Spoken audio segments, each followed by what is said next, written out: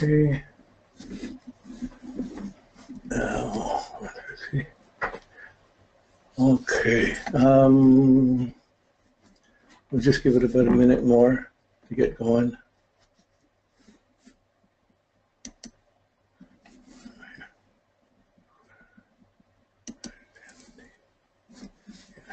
Okay.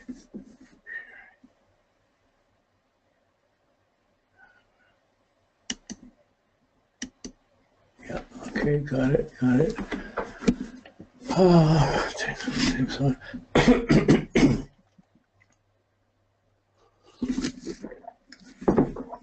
Okay, I'm going to get started. Okay, so today, hi everybody. Today we got Venus to deal with, and these personal planets, Venus is like the moon, one of these personal planets that can mean so many things, and it takes a lot of time to understand its energy and to give it the right perspective. Because when you read about, generally you read about Venus, planet of love, the goddess of love and beauty and money, you know, like, so it has those things, but those are very, doesn't really explain the way Venus functions or what love is or what beauty is, or it doesn't really get to the source of it. So those keywords are somewhat valid, but that's what you usually will find in books. Some, like, Venus is a planet of, see, where there's love, it's a planet of attraction and repulsion. Being attracted to someone, wanting them, being repulsed and not wanting them. So it's both. It's not just, it's the love and the hate, the attraction and the repulsion. It's the liking something, not liking something, being attracted to something. It's kind of about how, in one way, it's kind of about how handsome or beautiful you think you are. What's your self-worth? So self-worth is another good keyword for Venus. It's the function that builds about your self-worth, your sense of appreciation. It can be your appreciation for talent, for beauty, for love, but it could be your self-appreciation too, or self-worth. So the planet Venus, we can never see the surface except through X-rays or whatever, because it's the atmosphere of sulfuric acid. It's totally toxic. It's kind of unique in that way for the planets, but it's Venus it's never indifferent. It's never just neutral or indifferent. So it can be your, like I say, the love and the hate, the attraction, repulsion, but it's in its negative state. It can go into vanity. It can go into the sweet tooth or overindulgences. It can be a negative side of Venus was having too much of a good thing, lust, envy. These are all some of the sins, or so-called sins or vices of Venus. Wanting something too, liking something too much, wanting someone too much, wanting to be satisfied too much, thinking you're too valuable, thinking you're too beautiful. Whoa, it's we all have it, and how it shows as a function, it shows in the choices we make in our life. So we make a choice. Simply, we can choose to be with one person, and then later we decide, oh, I don't want that anymore. I'll just choose to be with another person. And whoa, how many times you flip it, how many times you make a choice gives a certain amount of a standard of your value or worth. Because if someone can rely on your choices, or if your choices are stable or consistent, well, it can spread and affect others. If they're not, ooh, it's like if you give something and then you take it back, or you want something and then you don't want, like, you make this giving and taking. It's kind of, on one side it's the sharing, on one side it's the the giving. The other side, usually we see it as the getting, gimme, gimme, gimme, mine, mine, mine. So Venus is a 10-month cycle. So you see it in kids in the 10th month. It's the month where you start to see mine, give me mine, mine, get. They have this, they want to have things, or they'll throw things, or they'll get just they want the attention, they want things. So we want things all the time in our life. We like to think we're nice or beautiful or whatever, or we think we're not, or however. And beauty is something that changes across a lifetime. Self-worth fluctuates and changes across a lifetime. Sometimes it's really great. We have moments when we're loving and radiant and happy, and sometimes we're at points of rejection of not feeling happy and not feeling we're worth anything. Sometimes we do that. That can happen in business. We can make a big investment and we think we're solving everything, and if it goes wrong, oh God, how could I be so stupid with my investment? What's wrong with me? So,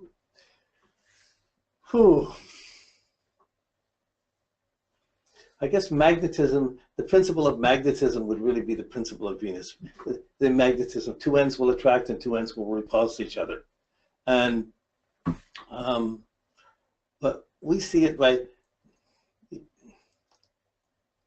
you know, it's like Mars is doing things, but Venus is, it's kind of what you want to do or what you like. It's how you want to be satisfied.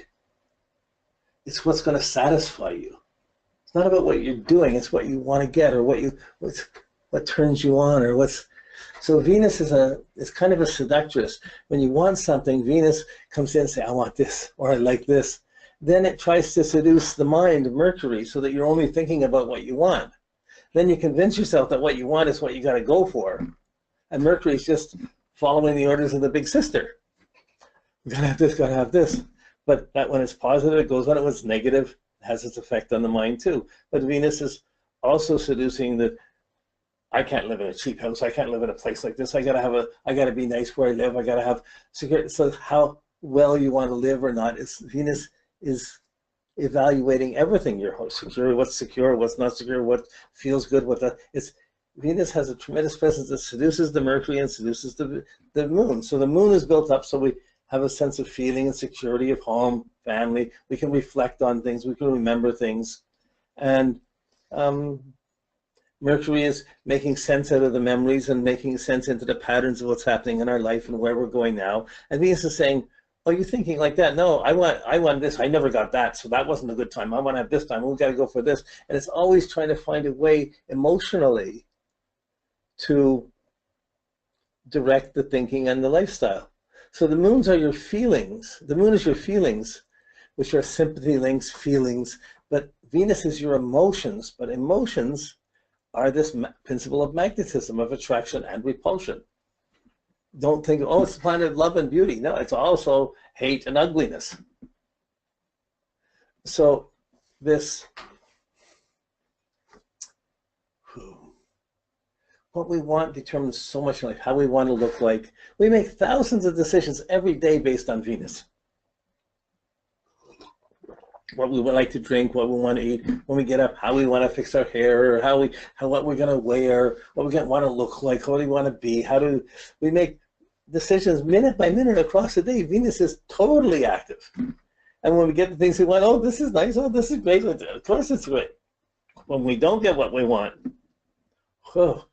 So when we want something, when we meet someone we like and we think, well, it'd be nice to have a relationship, it's easy to be charming and pleasant to that person.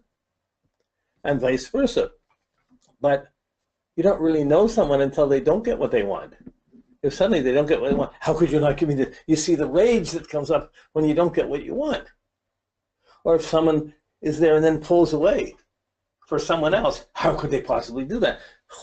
Huge rage from the, more people get killed because of Venusian rejections than from Martian competitions.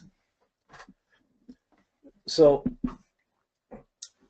it's a really intimate thing, but it's a very profound presence. It works its way into all of our choices and everything, do what we like, what we don't like. It's really hard to stay focused on something you don't like, unless it's really you're focused in hate. But like if you're working a job you don't want, or these are the things that can make you sick. They just implode. So Venus is always wanting something, changing it. It's our wants, our desires are evolving from just gross physical and sensuous needs to more refined needs, to being able to share, to being able to use things for good. So there's many ways that Venus evolves across a lifetime from wanting material or sexual or sensual things to more beautiful things, to artistic things, to quality things. I mean, half of the battle of Venus, I want to have quantity, but really, I really want to have quality. It's much better to have quality. But many people, depending on the level of conscious they live at, they're just going for quantity, give me, get. Rather than, well, let's wait and we'll get the better quality. You know, so how secure we feel is our moon. How clear we think, or how quickly or sharply or alert we are, that's our Mercury. What our self-worth is, how much we like ourselves. That's our Venus. Like,